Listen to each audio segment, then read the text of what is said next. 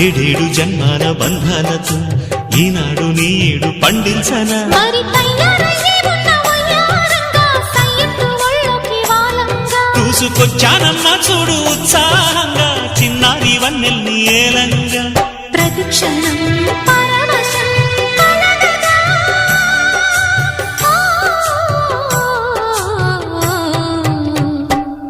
మనసా పలకవే మధుమాసపు కోయిలవై చెలిమే తెలుపవే చిగురాశల గీతికవై